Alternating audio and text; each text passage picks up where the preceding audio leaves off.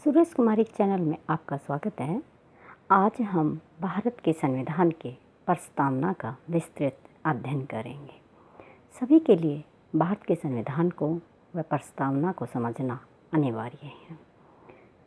भारत का संविधान दुनिया का सबसे विस्तृत संविधान है और संविधान के पूर्व में एक उद्देशिका लिखी है। उस उद्देशिका को संविधान की प्रस्तावना कहा जाता है। प्रस्तावना संविधान का ही क्या है, प्रारूप है। संविधान में क्या है ये सर्वप्रथम प्रस्तावना में दिखाया जाता है। शुद्ध हिंदी में प्रस्तावना को उद्देशिका कहा जाता है। भारत के संविधान की प्रस्तावना क्या है, एक एक शब्द को समझिए, वो पूरे संविधान का क्या है, निष्कर्ष है, पूरे संविधान की रूपरेखा है। हम का मतलब कि पूरे भारतवासी, भारत के लोग, संपूर्ण लोग, क्योंकि संविधान सभा बनाने वाले लोग जनता के प्रतिनिधि थे। भारत को एक संप्रभुत्व संपन्न शब्द को अलग से परिभाषित करना आना चाहिए। संप्रभुत्व संपन्न की पूर्ण रूप से सुरक्षित, बाहरी और आंतरिक रूप से दूसरे के अधीन ना हो, वो होता है संप्रभुत्व संपन्न। समाजवादी और पंथ निरपेक्ष, लोकतंत्रात्मक गणराज्य, इन सारे शब्दों की एक एक परिभाषा समझना जरूरी है। देखिए, समाजवादी शब्द भारतीय प्रस्तावना में 1976 में जोड़ा गया था। ये संविधान में 42वां संवैधानिक संशोधन हुआ। श्रीमती इंदिरा गांधी के समय में 42वां संवैधानिक संशोधन हुआ 1976 में। उस समय समाजवादी और पंथ निरपेक्ष दो शब्दों को क्या किया गया था, प्रस्तावना में जोड़ा गया था। आमतौर पर प्रस्तावना में संशोधन होता नहीं है, लेकिन संविधान में इन दो शब्दों को जोड़ा गया।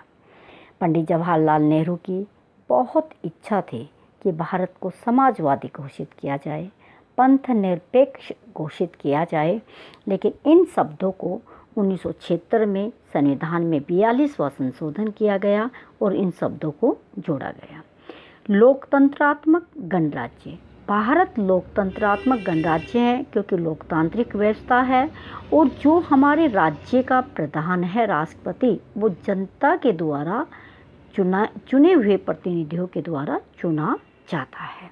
ये इन शब्दों की परिभाषा बनाने के लिए तथा उसके समस्त नागरिकों को सामाजिक, आर्थिक, राजनीतिक, न्याय, विचार, अभिव्यक्ति, विश्वास। अब देखिए, भारत के संविधान की प्रस्तावना वो सारी चीज़ें कहती है, जो सारी चीज़ें वो कहती है। भारत के संविधान की प्रस्तावना वो सारी चीज़ें कहती है जो संविधान बोलता है, जो संविधान में कहा गया है, उन सारी चीज़ों को, कि जो व्यक्ति भारत में हैं उन सब को सामाजिक, आर्थिक और राजनीतिक न्याय प्रदान किया जाएगा।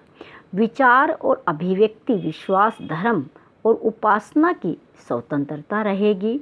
प्रतिष्ठा और अवसर की समानता रहेगी और प्राप्त कराने के लिए तथा उन सब में व्यक्ति की गरिमा और राष्ट्र की एकता और अखंडता सुनिश्चित करने वाली बंधुता बढ़ाने के लिए हम क्या करेंगे, अभी इसको एक्सप्लेन करेंगे। अब देखिए, सब में गरिमा। अब देखिए, जब तक व्यक्ति को न्याय नहीं मिलेगा तो वो एक मान सम्मान की ज़िंदगी नहीं जी सकता। और न्याय है वो 3 तरह का न्याय है भाई, सामाजिक न्याय भी हो, आर्थिक न्याय भी हो और राजनीतिक न्याय भी हो। ये न्याय देना जरूरी है। विचार, अभिव्यक्ति, विश्वास, धर्म, यानी कि हर एक व्यक्ति को बोलने की स्वतंत्रता, अभिव्यक्ति, लिखकर प्रेस की हर तरह की स्वतंत्रता होगी। किसी भी धर्म की पूजा पाठ करने की स्वतंत्रता होगी और समाज के अंदर उन्हें प्रतिष्ठा के लिए समता को स्थापित करना जरूरी होगा। और ये सभी के लिए होगा, उसके लिए किसी भी व्यक्ति के लिए जाति, धर्म, भाषा का मतलब नहीं। और राष्ट्रीय एकता और अखंडता। अब देखिए, राष्ट्रीय एकता ये संविधान की प्रस्तावना में शुरू से लिखा गया था और अखंडता ये शब्द भी कब जोड़ा गया? 1976 में जोड़ा गया था, जब संविधान में 42वां संवैधानिक संशोधन किया गया था।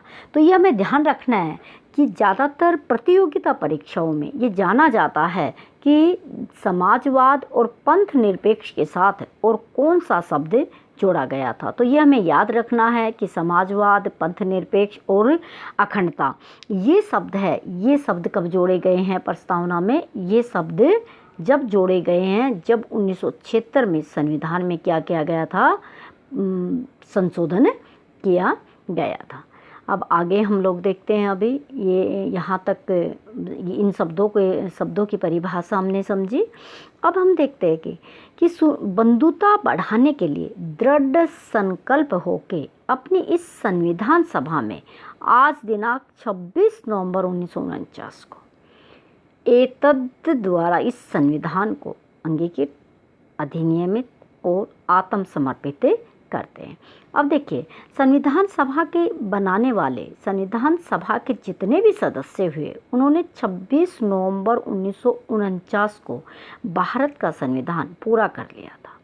संविधान में 395 अनुच्छेद 22 भाग में विभाजित था और उस समय 8 अनुसूचियाँ थी। तो इस तरह संविधान बनाया। 26 नवंबर को हम लोग क्या करते हैं? कानून दिवस मनाते हैं, संविधान दिवस मनाते हैं, क्योंकि इस दिन हमारा संविधान लागू किया गया। अब देखिए, 26 नवंबर को संविधान बन के तैयार हो गया, सभी के हस्ताक्षर हो गया, प्रतिलिपि तैयार हो गई, आत्मसमर्पित कर लिया।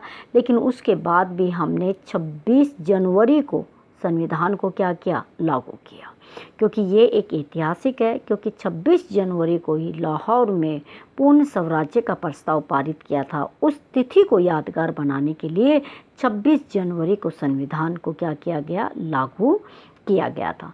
तो देखिए, संविधान की प्रस्तावना में हर एक चीज़ को ये जानना ज़रूरी है कि एक एक शब्द की परिभाषा क्या है, वो हमारे संविधान को क्या कहता है, कि किस तरह से संविधान हमारा क्या है? संचालित होता है। इसमें संविधान की प्रस्तावना में अब हमें ये देखना है कि कौन सा शब्द 1976 में जोड़ा गया है, कौन से मूल रूप से प्रस्तावना थी, और दुनिया का एकमात्र देश भारत ऐसा है जिसकी प्रस्तावना में संशोधन किया गया।